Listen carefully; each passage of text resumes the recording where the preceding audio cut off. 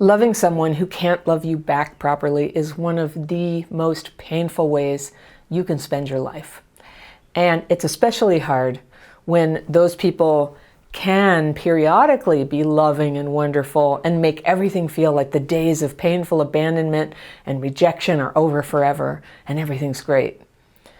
But then if you've been through this, you know that what often follows is the same old pain when they switch out of there for you mode.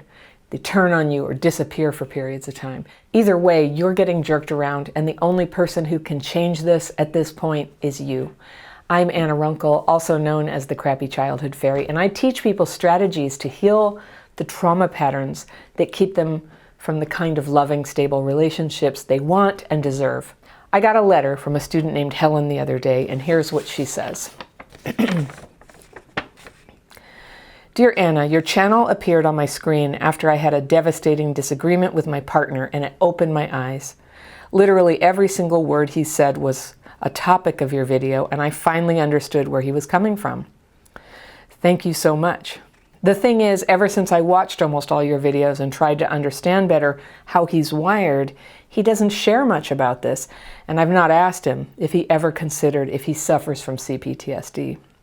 He had an abusive childhood and complains about migraines, nightmares, ruined friendships, memory loss, feeling of disconnection, lack of need to reach out to friends, etc.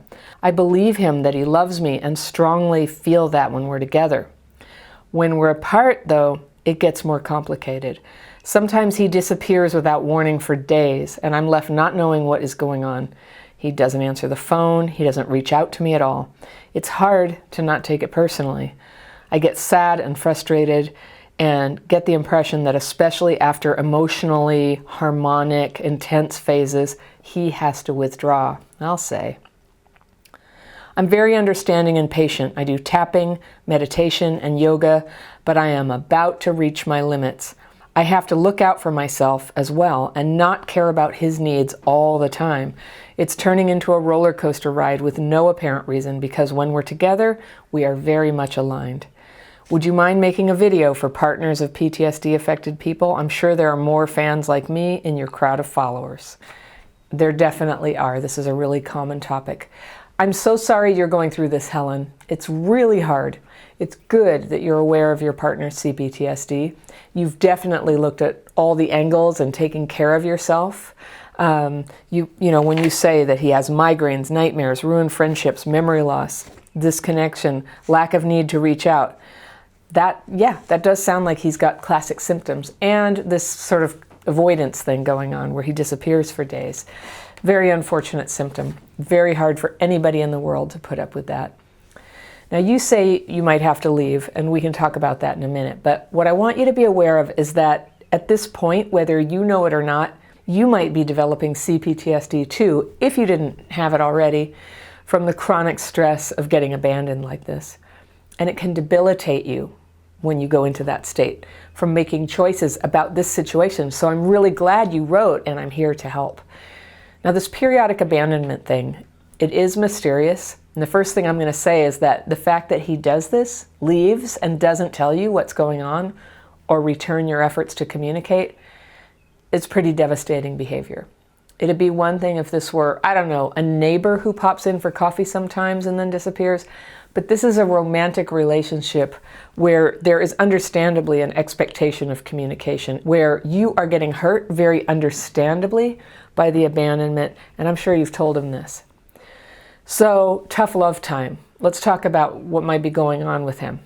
Well, actually, we can't talk about what's going on with him because even you don't know. Is it a drug habit? Is it another relationship? Is he just feeling overwhelmed? Is it just CPTSD? It doesn't matter, except the fact that he is not communicating with you. These distinctions would totally matter if everything else in the relationship was going strong, but here's the thing. He can't communicate with you about his plans and intentions. He leaves you hanging and in pain again and again. So even if his activities are innocent in themselves, the behavior of not telling you is emotional abuse. His non-communication is a terrible thing to do to somebody. Now maybe he does it on purpose, Maybe he's traumatized and can't deal with anyone, including you, for spells. Let's assume innocence here. He's just traumatized. Either way, this is not a partnership, all right? He can't or won't care for you or respect you in the most ordinary way that a partnership requires, all right? So let's focus on you. You've effectively slipped into what is called a trauma bond, a deep attachment that forms when love is switched on, then off, then on, then off again. And it's like a hook that snares you, and everything is wrong with it, but your emotions and your wiring make you hold on like it's so great. And you find glimmers of hope even in the worst emptiness. It does something to your thinking, something bad to your thinking. You're on the receiving end of emotional abuse, but instead of pulling back and leaving, you get into it. There's a quiet little feeling of shame about that, but you push it down. Other people can easily see from the outside that the situation's no good. So you distance yourself from people, right? Instead of changing the behavior or snapping out of it, you distance yourself. Is that happening for you, Helen? Are you finding yourself covering for him and isolating when he's not around? Maybe pretending you do know where he is and that everything's okay so that people can't judge you? Because maybe if you can get people to believe in him, you know, there's like this hope, or maybe other people's belief can help you believe in him when your hope is sinking, right? You say you're at the end of your limit, and that totally makes sense. So it's weird, right? That we go to all that trouble to believe in something we know on some level is only going to bring loss. And why do we do that? It's the emptiness of being alone that we fear, right? We might have been a little lonely, but basically fine before the relationship started. And now we're acting like we have no choice but to put up with emotional abuse. That's what emotional abuse does. And there's that crap fit element where it's like it's painful all the time. And if you're like a lot of us, your thinking distorts and you start thinking, I'll adapt to the pain. The problem is that I get so hurt by it. I'll stop being so hurt by it, and then that will make it work for me. But that's not really realistic, all right? If you feel like you're causing this problem, just remember, that is the CPTSD talking. That feeling that you have to hold on, that's CPTSD talking. That feeling that it's you, if only you could do better, that is CPTSD. It's not your fault that you got hooked into a roller coaster relationship, but it's you and only you who's going to get you free from it. So let's get this out right away now. Yes, there are people who could handle being with somebody who comes and goes. I don't know who they are, but they'll definitely let us know who they are in the comments and say, oh, this is so old-fashioned. But in any case, you're not somebody who can handle this. And I encourage you not to try to become somebody who can. Like, don't do that to yourself. Don't try to strip yourself of sensitivity and connectivity, because that's what's going to be beautiful to somebody else in a relationship one day, that you have that. All right. So go ahead and remain the kind of person who loves fully and needs high quality love right back. Be someone who gets clear and timely information when your partner needs a break. Be someone whose partner never refuses basic information and whose comings and goings are positive and known to you and harmonious with you. The times when he's with you and the times when he's away from you should both feel like you were treated lovingly and with respect. So just remember, a partnership customarily is like that. It's totally reasonable that you need that, and only trauma has convinced you that you can somehow make do without this basic level of love and consideration. All right, the connection you feel with your current guy when you're together, I get it. And in fact, maybe this has been a pattern for you. That's often, what happens. If it wasn't a pattern before, it will try to become a pattern now. So it's really important that because of this trauma bonding that's happening, that you break this pattern, all right? The intensity and the higher love experience, or what feels like higher love, becomes possible because of the abandonment that's happened before and that will happen again. Like, you could kind of think of it as a kind of fetish, almost a form of domination by one person that can hook a person who's being dominated. And it's not healthy, it's not satisfying. It's like plastic food in a fake fruit bowl, right? It looks like a beautiful apple in there, but if you bite into it, it's just like dusty plastic painted red. And that's kind of like the love and intensity that you feel when this guy comes around. It looks so great. But because you're wired for love, it will never be satisfying for you. It's a plastic apple, all right? A lot of people will say, this guy is a narcissist and he's manipulating you, love bombing, discarding. Maybe it fits that pattern. I don't know much about him from your letter, except that he's making your life miserable. So there's no need to diagnose him.